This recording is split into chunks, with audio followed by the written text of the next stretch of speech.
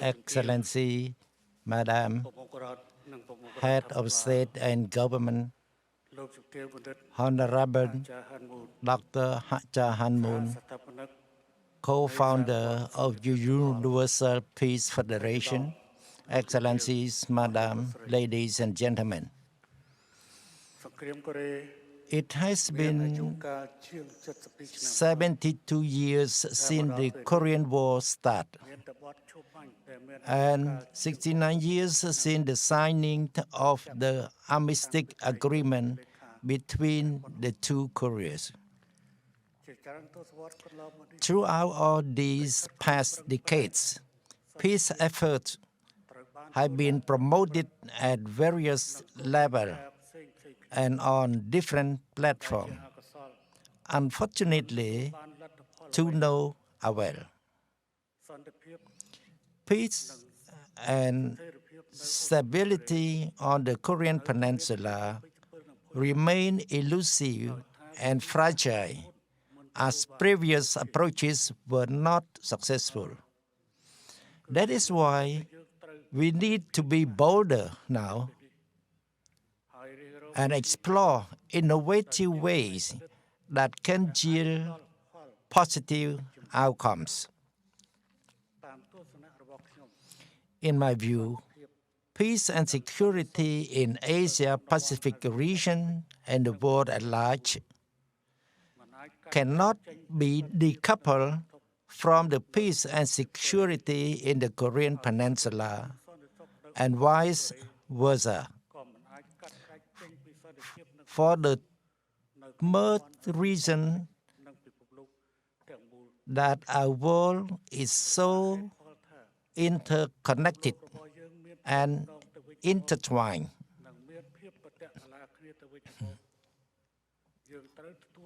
We need to acknowledge that mutual prosperities and greater independence are the foundation of peace and security,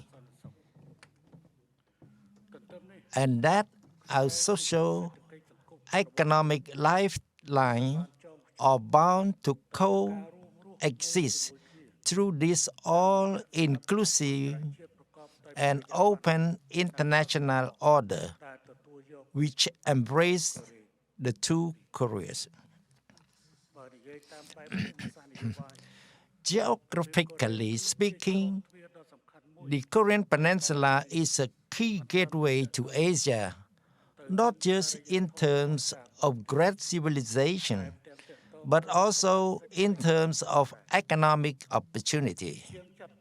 Rather than view it as merely a buffer zone in great power politics, it should be appreciated as a breach of trust and a land of opportunities for all.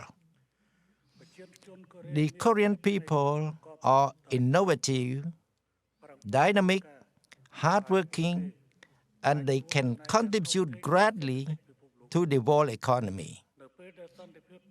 Once peace prevails, all these potential are there for the region and the world to grasp.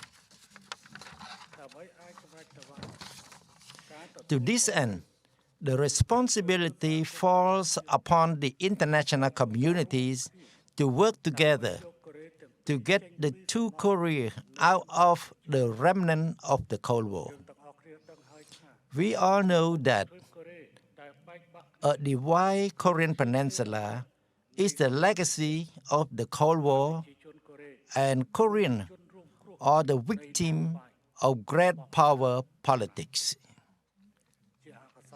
Unfortunately, great powers selfishly use the Korean Peninsula as their buffer zone in their power competition and projection. To seek peace on the Korean Peninsula, we need to be mindful of the followings. First,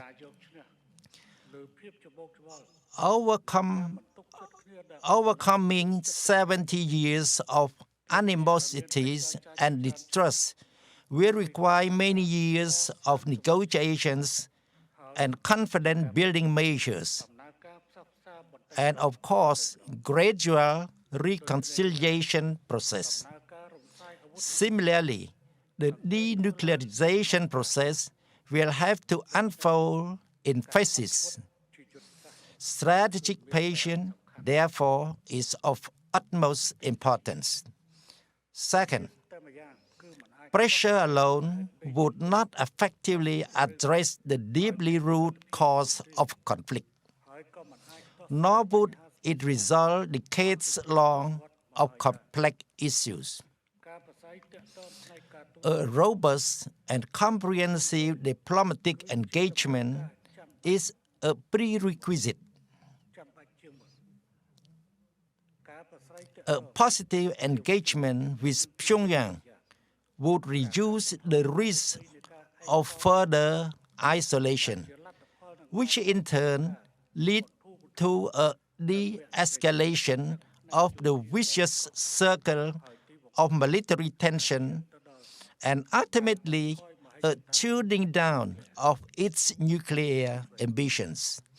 Third, building the trust momentum necessitates constant pragmatic engagement from the peace negotiators, who should focus on targeting low-hanging fruit efforts that are less controversial, less sensitive, and more practical. Excellency, Madam, ladies and gentlemen, the Cambodian people have felt the pain of war as we went through 3 decades of civil war, instigated mainly by foreign intervention. We too are the victim of the Cold War and great power politics.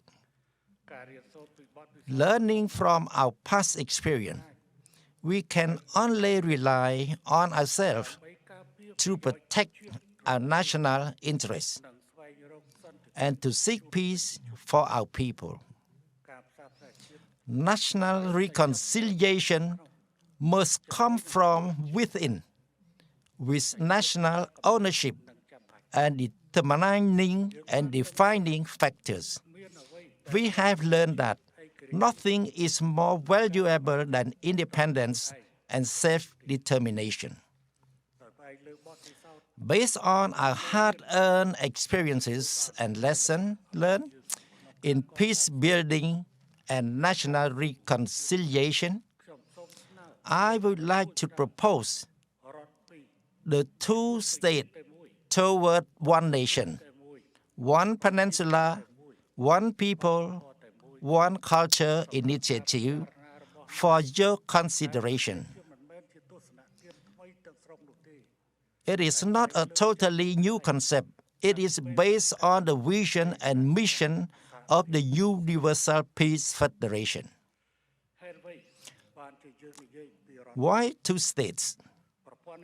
The political system and governance system in North Korea and South Korea are completely different. It is impossible to integrate the 2 political systems in the foreseeable future.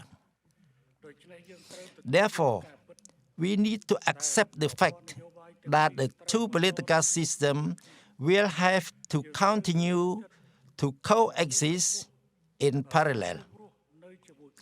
Peaceful coexistence between the 2 political regimes must be encouraged and promoted.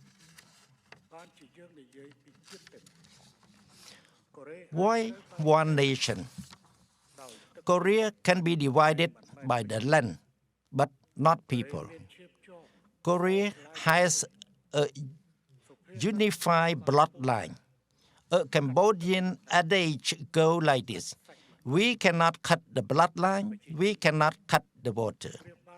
The people are like water, they cannot be cut. In the same vein, culture is a critical source for peace and reunification. The Korean desire for reunification is based on a long and proud history of unity that saw Korea develop into a culturally, ethnically harmonious country with a deep sense of national identity and unity. I believe the two states toward one nation, one peninsula, one people, one culture initiative is practical and achievable because it is aimed at promoting cultural exchanges and people-to-people ties between the two Koreas. It is a low-hanging fruit that we can easily pick.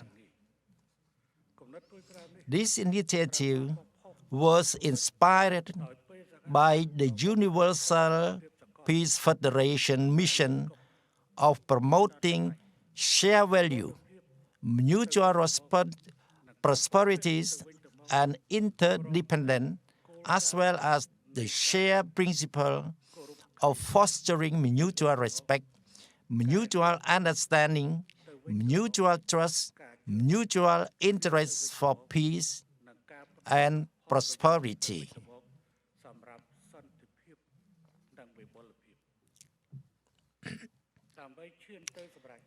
To that effect, I would like to propose some practical steps for your consideration as follows. First, we should transform the militarized zone into a safe and open cultural corridor connecting the two people. The demilitarized zone can offer platform for joint cultural performance, art exhibition, and other cultural exchanges. Second, the two Koreas should further cooperate under the framework of UNESCO to create the necessary condition for dialogue based upon the respect for commonly shared value. The preamble to the Constitution of the UNESCO should inspire us, and I quote, "Since wars begin in the mind of men, it is in the mind of men that the fence of peace must be constructed." Unquoted. Third, the two Koreas should work together to advance the Korean culture, connect the Korean civilization with other civilizations, and jointly develop a culture-based tourism and innovation. Let's say, food diplomacy, for instance, can be jointly promoted by the two Koreas. To conclude, I call upon leaders from different sectors to give input on the two states toward one nation, one peninsula, one people, one culture initiative, so that we can translate this concept into practical, achievable, and concrete action. Trust can only be built based on action, not on empty promises. While praying for a long-lasting peace and stability for the Korean Peninsula, I wish all distinguished delegates here present today at this World Summit 2022 with good health, happiness, and all the success in your respective endeavor. I thank you for your kind attention.